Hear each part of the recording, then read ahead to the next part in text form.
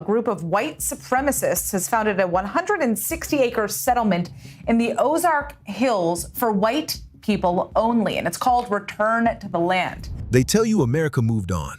They say the danger is over. But right now, in 2026, black families are driving through towns where the sun still shouldn't set on us, and nobody is warning them. While everyone argues about politicians and protests, thousands of small towns across America are quietly operating the same way they did in 1950. No signs anymore, no official rules.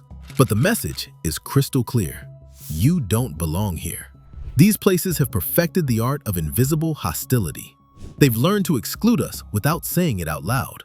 The scariest part, most black people have no idea these towns still exist until they end up in one. Picture this nightmare. You're driving cross-country with your family. Your GPS takes you through a small town for gas. You pull up to the station and every conversation stops. Every head turns. The clerk won't look you in the eye.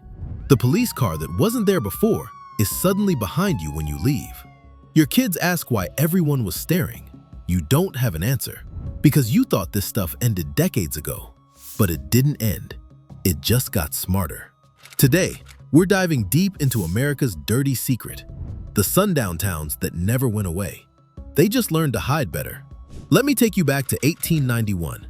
Anna, Illinois. A small town decides it doesn't want black residents anymore, so they ran them out. All of them. Posted signs at the city limits that read exactly what you think they read. And Anna wasn't alone.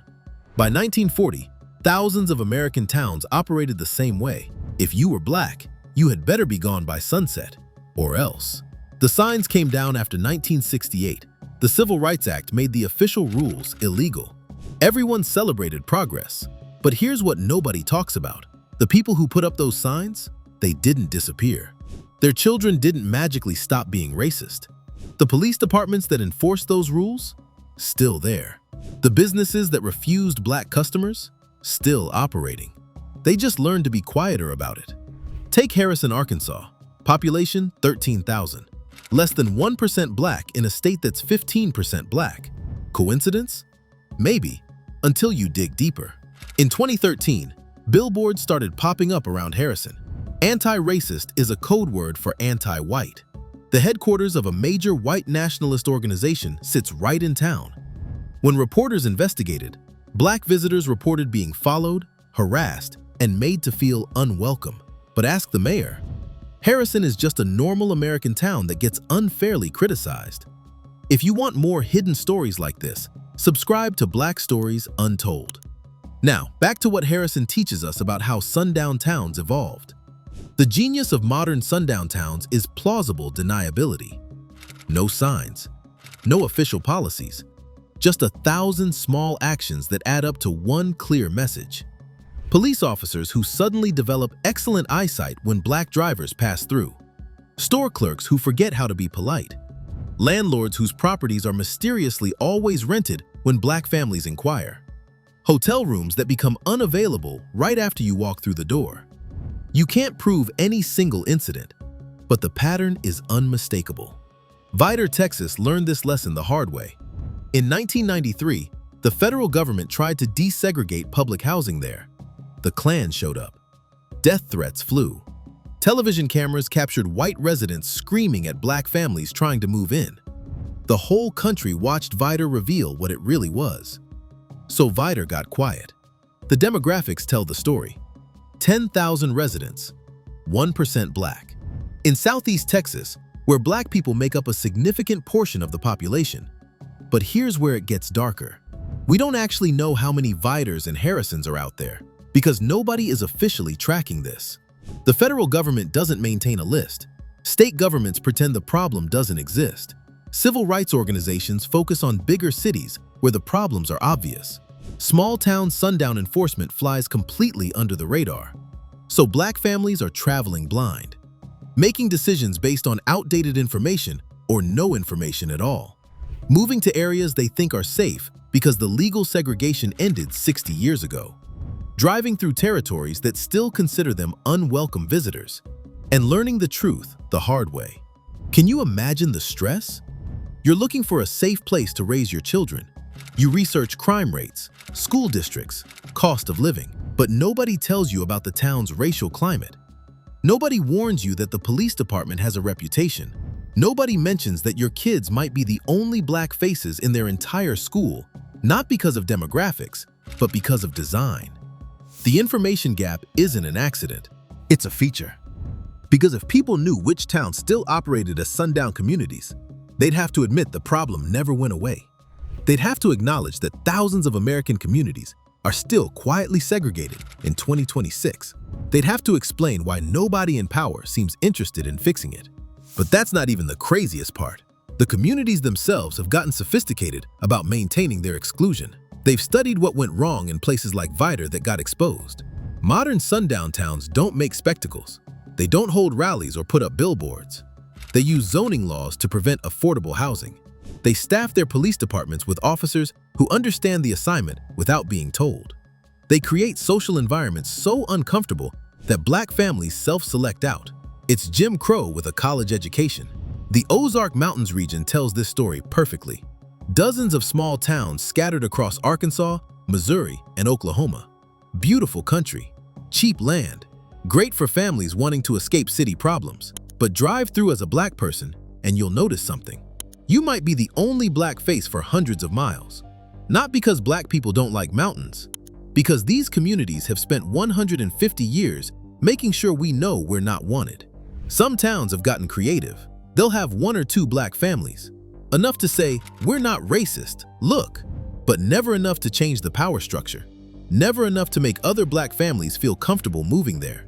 Just enough for plausible deniability when reporters come asking questions. The police angle is the most dangerous part, because while store clerks being rude is uncomfortable, police harassment can be deadly.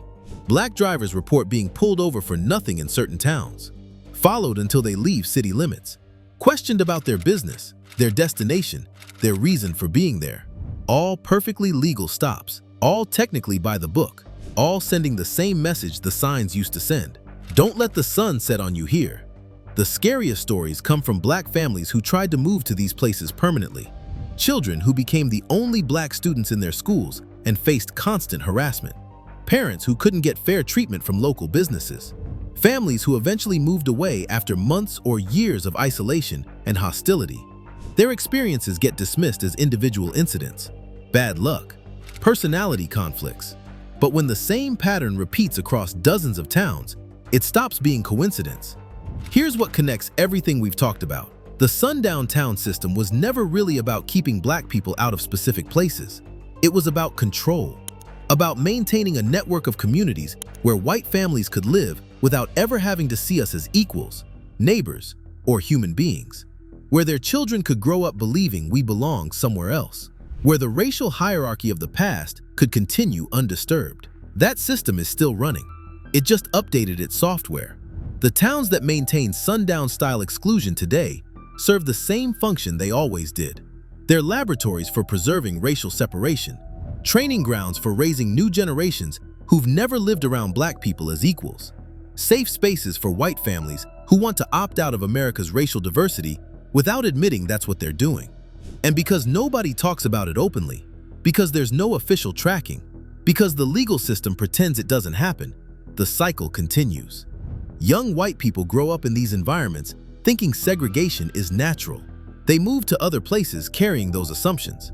Some eventually return to raise their own children the same way. Others spread those attitudes to new communities. The impact multiplies exponentially. It's not just about the thousands of families directly affected. It's about the millions of black Americans who limit their own travel, housing choices, and life opportunities because they know certain places aren't safe. It's about our children who learn to read racial climates before they can read maps. It's about the psychological tax of always having to research whether a place will treat you like a human being. Meanwhile, these communities benefit from their exclusion. They get to maintain property values through racial homogeneity. They avoid having to fund schools and services for diverse populations. They preserve political control by keeping out people who might vote differently. They enjoy the economic advantages of location and resources while excluding the people whose ancestors built much of America's wealth. It's the perfect crime. All the benefits of segregation with none of the legal responsibility. The reason you've never learned about modern sundown towns is the same reason you never learned about historical ones, because acknowledging them would require admitting that American racism is systematic, ongoing, and profitable. It would mean recognizing that thousands of communities actively maintain exclusion in 2026. It would force uncomfortable questions about why nobody in power seems interested in stopping it. Instead, we get the comfortable lie. Racism is individual. It's about personal prejudice and bad attitudes. It's solved by better education and more diversity training. The idea that entire communities might coordinate to exclude Black Americans, that's crazy talk. That's conspiracy thinking. That ended decades ago. Except it didn't end, it evolved.